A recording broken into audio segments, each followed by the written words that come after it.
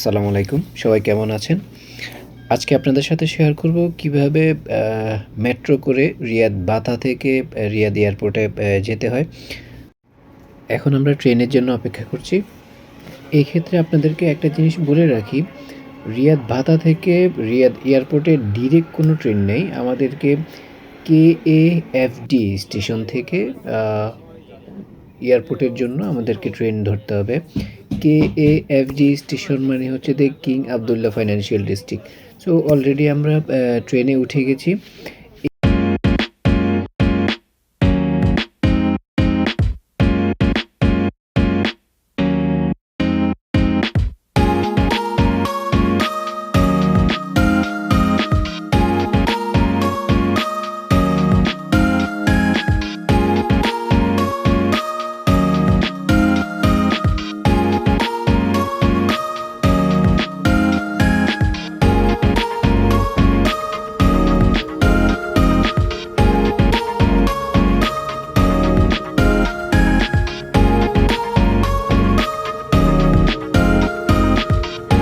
তো অলরেডি আমরা কেএএফডি স্টেশন পৌঁছায় গেছি। এখন আমাদেরকে 11 নাম্বারে গিয়ে 11 নাম্বার লাইনে গিয়ে আমাদেরকে এয়ারপোর্টের জন্য ট্রেন ধরতে হবে।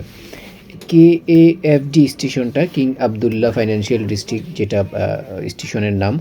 স্টেশনটা খুবই সুন্দর, খুবই সুন্দর। আপনি যখন স্টেশনটাতে আসবেন তখন আপনি অবাক হয়ে যাবেন যে আপনি মনে হবে যে আপনার কাছে আপনি কোনো একটা রাজপ্রাসাদে আছেন। এতটা নিট অ্যান্ড ক্লিন স্টেশনটা। স্টেশনটা আমার কাছে মনে হয় রিয়াদে সবচেয়ে বড় মেট্রো স্টেশনের মধ্যে একটি।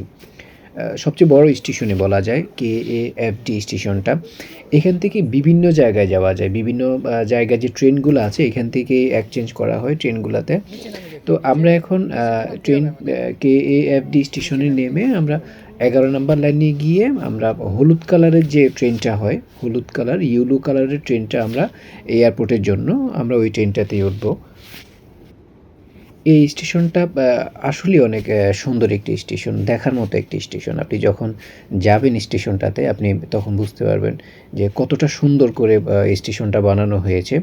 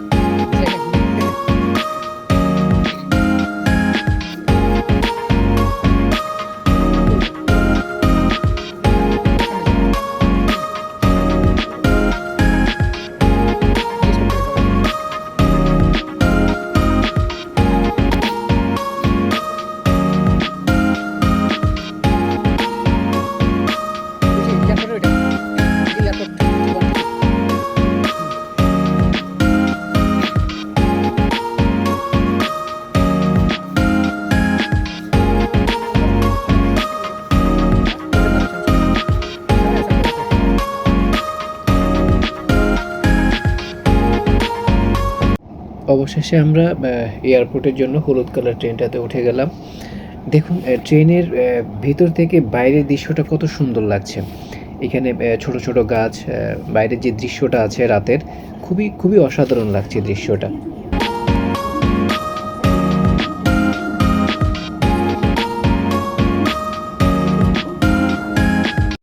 এখানে খুবই গুরুত্বপূর্ণ একটা বিষয়। আমরা অনেক সময় দেখা যায় যে আমরা কোথায় যাচ্ছি, এখন কোথায় আছি, কোথায় নামবো সেই জিনিসটা অনেক সময় আমরা বুঝতে পারি না।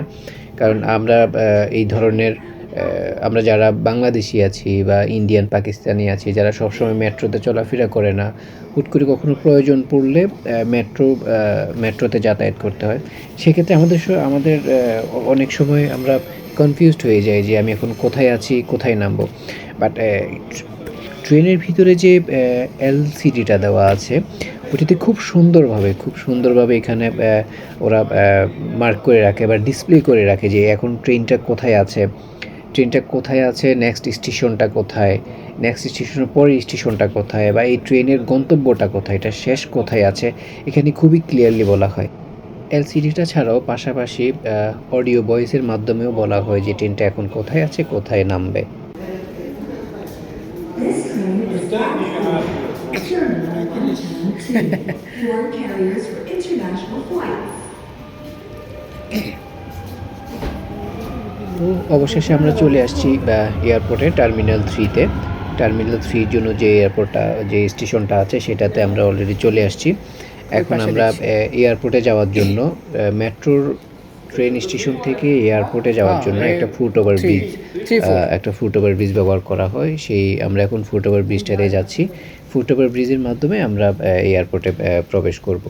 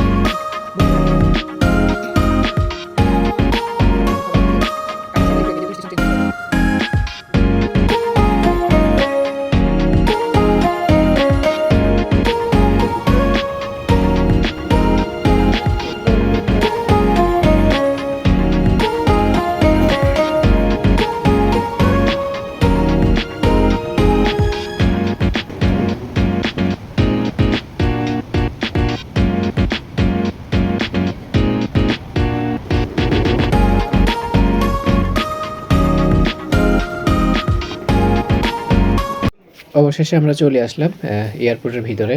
এখানে শত শত যাত্রী তাদের ফ্লাইটের জন্য অপেক্ষা করছে।